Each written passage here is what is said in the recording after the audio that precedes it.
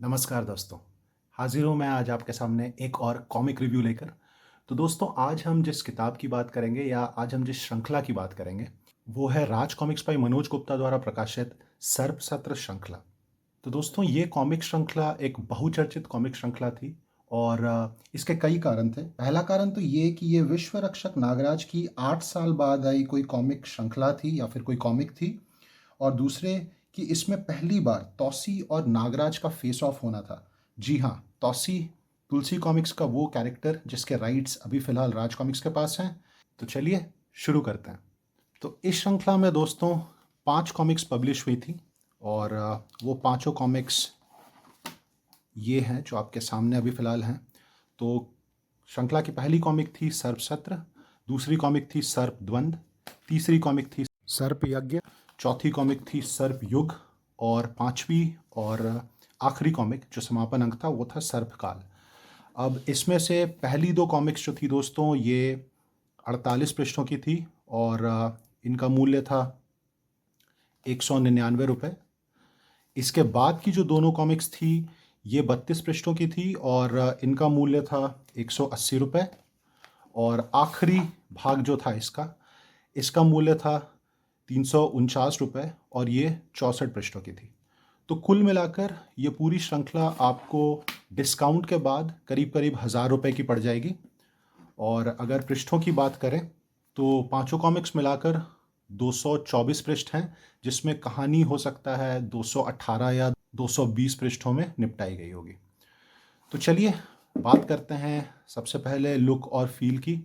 तो जैसा कि आप देख सकते हैं दोस्तों, ये सारी कॉमिक्स राज कॉमिक्स बाय मनोज गुप्ता की जो न्यू साइज़ है उस साइज़ की कॉमिक्स हैं, जो कि पहले के राज कॉमिक्स से थोड़ी बड़ी हैं। हाँ, लेकिन ये राज कॉमिक्स बाय संजय गुप्ता की जो कॉमिक्स हैं उनसे छोटी हैं साइज़ में। और जैसा कि आप देख सकते हैं यहाँ पर कॉमिक का टाइटल है, राज कॉमिक्स का लोगो है, संख्या दी गई है कॉमिक्स की, यहाँ राज कॉमिक्स बाय मनोज गुप्ता का लोगो है। और ये कवर आर्ट, पीछे भी कवर आर्ट ही है, ISBN है और मूल्य है। तो सारी कॉमिक्स लगभग इसी फॉर्मेट में हैं। हाँ, दूसरी कॉमिक्स से यहाँ पर उन्होंने कहानी की जो समरी है वो देनी शुरू कर दी है। तो ये दूसरे भाग में है, ये तीसरे भाग में भी है और बाकी के सारे भागों में, चौथे और पांचवें भाग में भी। हाँ, एक और चीज़, इन पांचों कॉमिक्स में ही स्पाइन देने की कोशिश की गई है, चाहे कॉमिक्स जितनी भी पतली हों। तो चलिए अब देख लेते हैं अंदर के पेजेस, बात करते हैं कहानी की, आर्टवर्क की और दूसरे टेक्निकल एस्पेक्ट्स की। बाकी कॉमिक्स मैं फ़िलहाल साइड में रख देता हूँ। तो कॉमिक खोलते साथ आप देख सकते हैं आभार पृष्ठ है जो कि कवर का इंटरनल पार्ट है और फिर यहाँ से कहानी शुरू हो जाती है। तो कहानी की अगर बात करें तो इसकी कहानी की शुरुआत होती है जब तौसी की वाइफ अप्सरा महानगर चली आती है पाताल से। जैसा कि आप जानते हैं कि तौसी पाताल में रहता है और उसे पकड़कर वापस ले जाने के लिए आते हैं। उसके पीछे पीछे पाताल से कुछ प्रहरी। नागराज अप्सरा को बचाने की कोशिश करता है और उनसे भिड़ जाता है। वैसे तो नागराज उनको हराने में कामयाब हो जाता है, लेकिन एक प्रहरी जिसका नाम गरला था उसके विष से नागराज प्रभावित हो जाता है और नागराज की तबीयत ख़राब होने लगती है। अब अगर नागराज को अपनी जान बचानी है तो उसे चाहिए उस विष का काट जो कि मिल सकता है पाताल में। तो नागराज चला जाता है पाताल में उस विष का काट ढूंढने। उधर तौसी को मालूम पड़ता है कि अप्सरा सतह पर गई है जहां वो नागराज से मिली है और तौसी को हो जाती है कुछ गलतफहमी, जिसके कारण तौसी चला आता है महानगर नागराज को ढूंढते हुए। फिर क्या नागराज को गरला के विष का काट मिल पाता है? क्या वो अपनी जान बचा पाता है? तौसी महानगर में आके क्या नागराज को ढूंढ पाता है? आखिर अप्सरा पाताल से महानगर क्यों चली आई? और क्या तौसी और नागराज में टक्कर होती है? इन सारे सवालों का जवाब जानने के लिए आपको पढ़नी पड़ेगी ये पूरी श्रृंखला। अब अगर इस कहानी का विश्लेषण करें तो सबसे पहली चीज़ ये कि ये कहानी बहुत ही कंफ्यूजिंग है। जिस तरह से ये कहानी लिखी गई है, आपको कहानी पढ़ते वक्त काफ़ी चीज़ें दिमाग में रखनी पड़ती हैं। आपको हो सकता है कि बार बार कॉमिक की पेजेस पलट के पिछले इवेंट्स को रेफ़र करना पड़े। अगर आप दूसरे और तीसरे भाग तक पहुंच चुके हैं तो हो सकता है आपको पिछले भागों को बार बार पढ़ना पड़े, कुछ सीक्वेंसेस को रेफ़र करना पड़े। तो वो तो सबसे पहली बात है।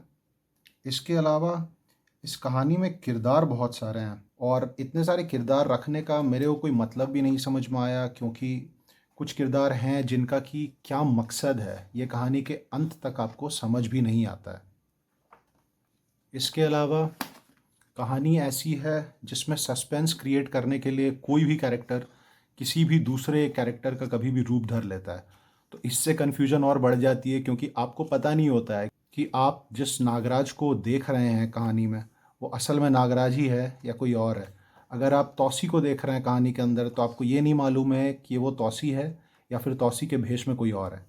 मैं समझ सकता हूँ कि ये नागराज की कॉमिक है और नागराज एक इच्छाधारी नागमानव है, इसमें नागद्वीप के भी कुछ चरित्र हैं, तो ये सारे ही इच्छाधारी नाग हैं, तो इच्छाधारी रूप धारण करना इनके लिए बहुत आम बात है। लेकिन इतना फ्रीक्वेंटली शेप शिफ्ट करना और इतने सारे कैरेक्टर्स का करना ऑब्वियसली कहानी को कंफ्यूजिंग बनाती है।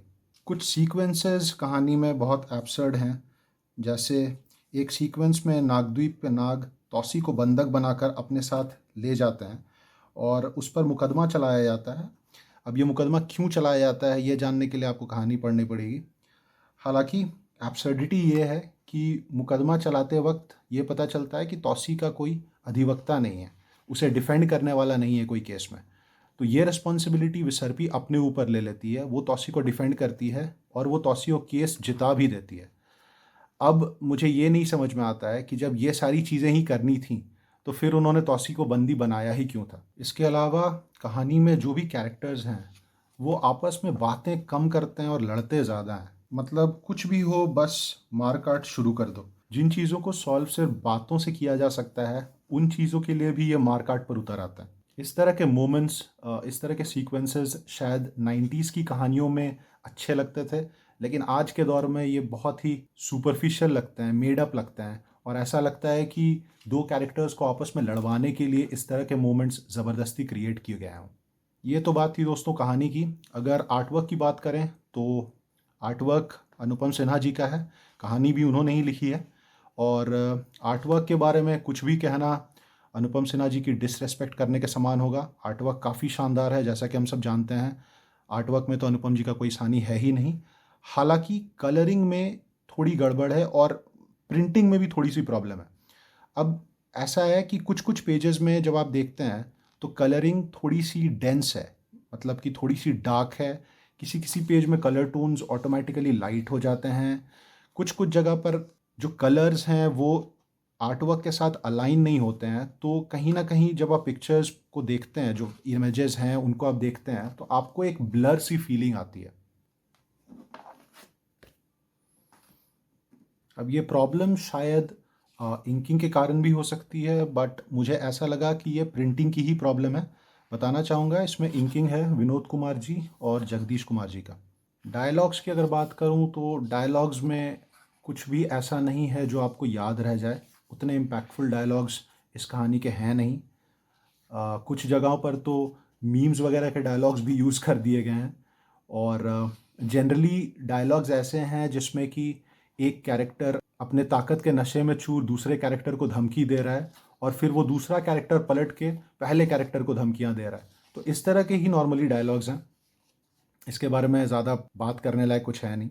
एडिटिंग की अगर बात करें तो काफ़ी मिस्टेक्स हैं, ग्रामेटिकल एरर्स हैं, स्पेलिंग मिस्टेक्स हैं, और ये ऐसी गलतियां हैं जो एक बार अगर आप कहानी पढ़ते हैं तो आपकी पकड़ में आ जाता है। तो मुझे ये नहीं समझ में आया कि प्रूफ रीडिंग इन कहानियों की अगर हुई थी तो उसमें ये गलतियां पकड़ में क्यों नहीं आई। और एक दो गलतियां नहीं, काफ़ी सारी गलतियां हैं, और ये थोड़ी डिसअपॉइंटिंग है बिकॉज राज कॉमिक्स में जनरली इस तरह की गलतियां होती नहीं थी। राज कॉमिक्स की ऐसी पुरानी कई कॉमिक्स हैं जिनमें आप पूरी कहानी पढ़कर ख़त्म कर देते हैं, लेकिन उसमें आपको एक भी स्पेलिंग मिस्टेक या एक भी ग्रामेटिकल एरर कहीं भी नहीं मिलती है। तो अब ये गलतियां होनी क्यों शुरू हुई हैं, इसका जवाब तो सिर्फ एडिटर ही दे सकते हैं। एडिटिंग मनोज गुप्ता जी का है, और कलरिंग भक्त रंजन जी का है, और साथ में है सुनील दस्तूरिया जी। हाँ, इस कहानी की एक अच्छी चीज़ जो मुझे लगी वो ये कि कहानी का जो मेन विलन है उसे आप गेस नहीं कर पाएंगे। It will come off as a surprise जब कहानी का मेन विलन रिवील होगा। तो दोस्तों, अगर इस पूरी श्रृंखला या फिर आप कह सकते हैं इस पूरी कहानी के बारे में मुझे एक वर्डिक्ट देनी हो तो मैं यही कहूँगा कि ये series is a total mess. Mister Anupam Sinha can do much better. एक बहुत ही अवेटेड सीरीज़ थी ये, लेकिन पढ़कर मज़ा नहीं आया। कहानी शुरू ठीक ठाक हुई थी, लेकिन जैसे जैसे आगे बढ़ती गई कहानी का स्तर नीचे गिरता गया। तो दोस्तों, ये था मेरा रिव्यू सर्पसत्र कॉमिक श्रृंखला का। अपने कमेंट से मुझे ज़रूर बताएं कि आपको ये रिव्यू कैसा लगा, और अगर आप मेरे विचारों से सहमत हैं तो। अगर नहीं भी सहमत हैं तो भी ज़रूर बताएं। अब मुलाकात होगी आप सबसे एक दूसरे वीडियो में। तब तक के लिए खुश रहिए, आबाद रहिए, कॉमिक्स पढ़ते रहिए।